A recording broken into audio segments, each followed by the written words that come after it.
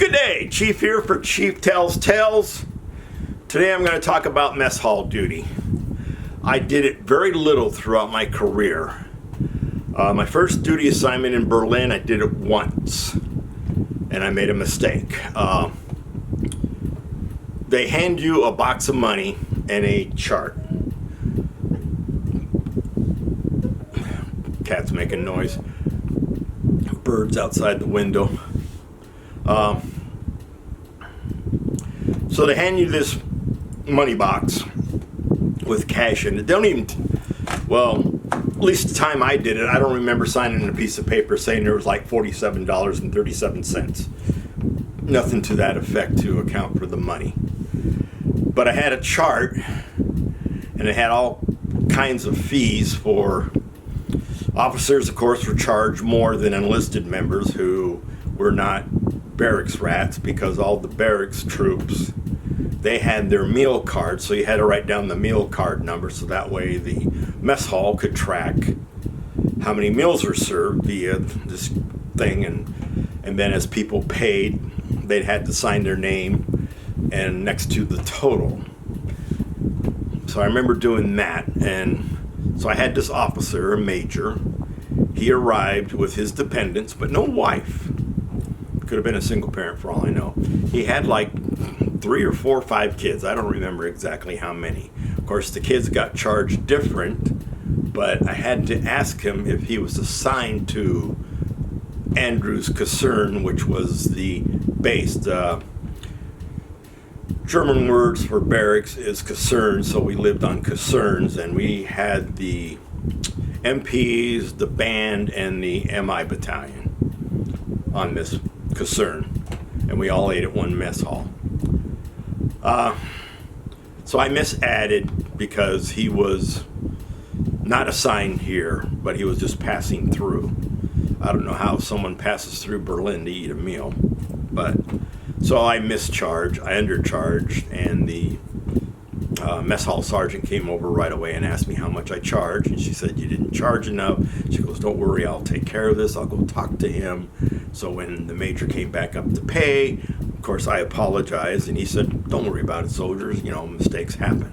So he kept his cool, and no big deal. So then I became a sergeant not too long afterwards, and I never pulled mess hall duty ever again at my first assignment. I don't remember pulling it at PLDC, Primary Leadership Development Course, or at Basic Non-Commissioned Officers Course, BNOC, as I went through it.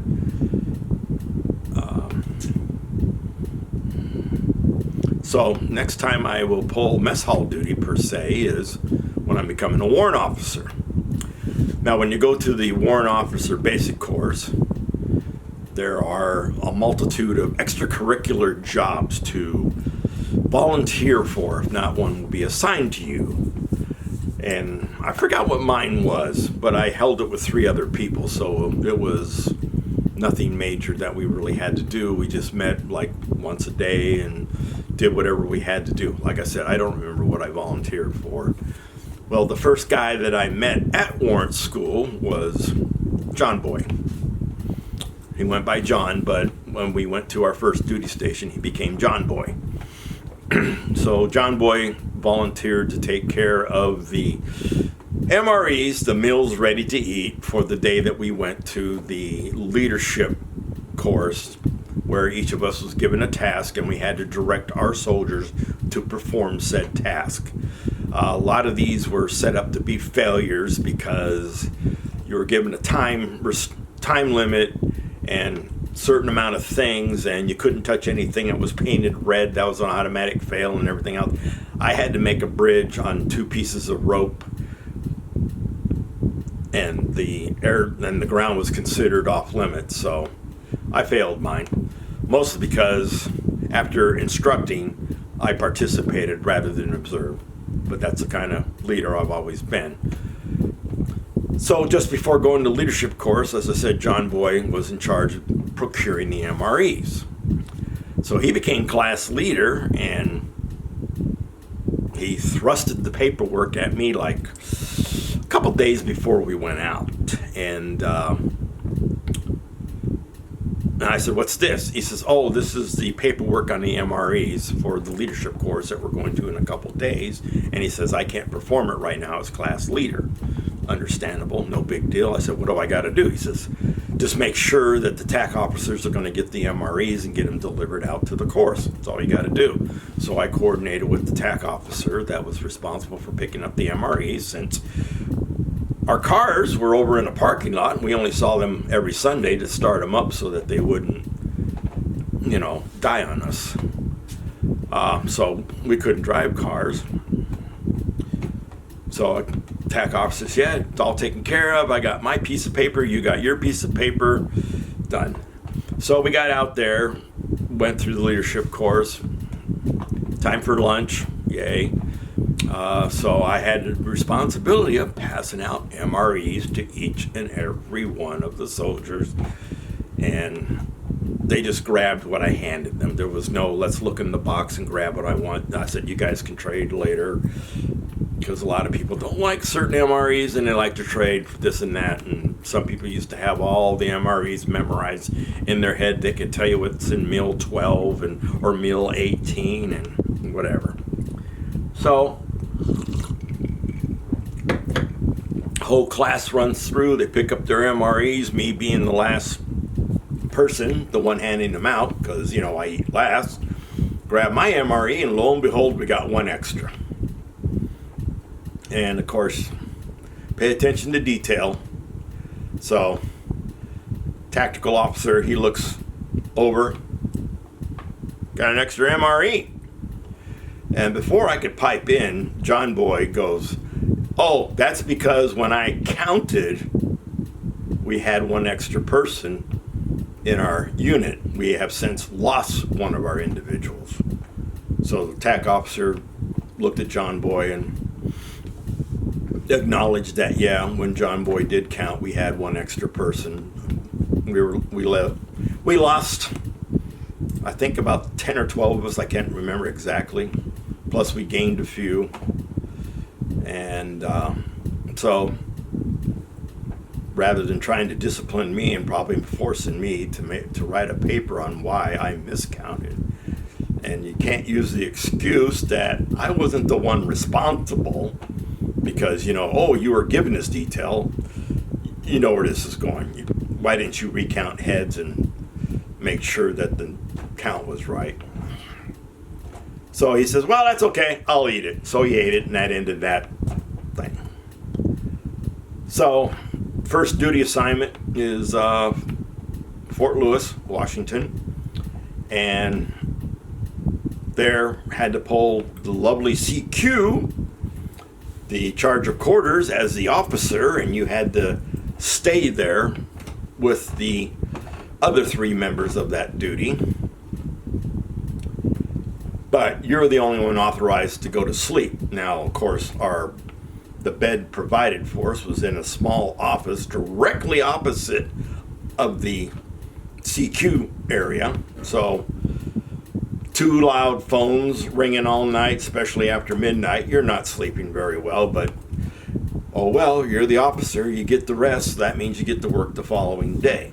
Well, the start of our following day was to go over to the mess hall, because we shared it with the Signal Battalion and the MI Battalion, Military Intelligence Battalions.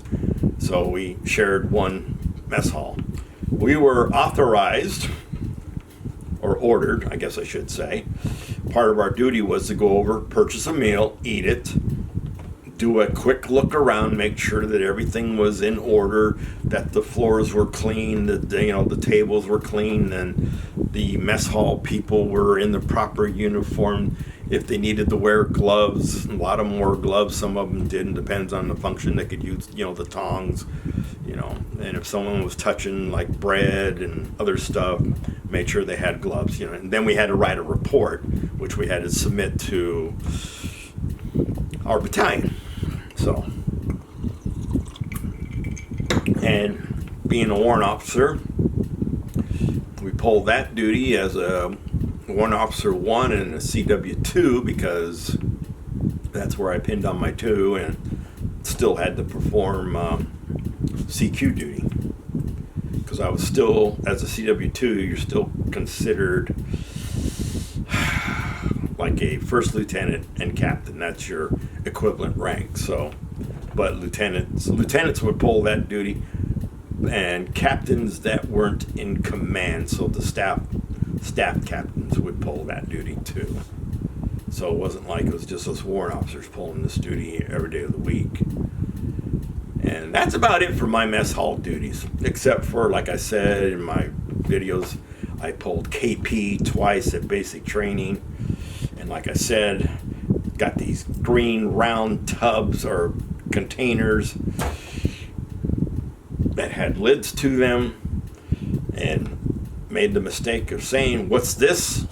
Guy said, "It's a mermite. Look inside." And like I said, it was disgusting because the first time I cleaned those things, they had not eaten all the food, and I guess the bumpity ride had sloshed the food throughout the entire contents, because it had like 3 tubes that sat in hot water so the food would stay hot, because these things were pretty well insulated. I mean, the food was hot. I got served lots of meals in a mermite. And yeah, they were fun to clean. No, they weren't. They were a pain. They were easy to clean, but it's like, you know, you don't get a real good stacking rack in a mess hall, because I had to clean them, and I'm like, where am I going to stack these? Yeah, I had a runoff area that had the little grooves in it, so you wouldn't set flat. But yeah, they didn't sit right all the time. So that's it for mess hall duty throughout my career. I mean, did it as an enlisted, and I did it as a warrant officer, and no big deal. But I don't know if they still, I know they still charge money, but like I said, I don't remember signing for that money. So I mean, that mess hall sergeant, but then again, they would just get caught too eventually, because everybody would be complaining, oh, the mess hall sergeant said I was $3 short, $2 short, $5 short. Yeah. What can I say? This is Chief out. Remember, freedom's not free. I can't say the news is good or bad. Putin wants everything, and as far as I'm concerned, if you watch my other video, I'm going to update that video again. He gets nothing. I think the best deal he could get is, the lifting of all the sanctions, and you get what money is left over that the European Union hasn't already spent. You get that much money back. You don't get it all. But that's just me. So, Chief out. Take care of a vet. You know what to do with them.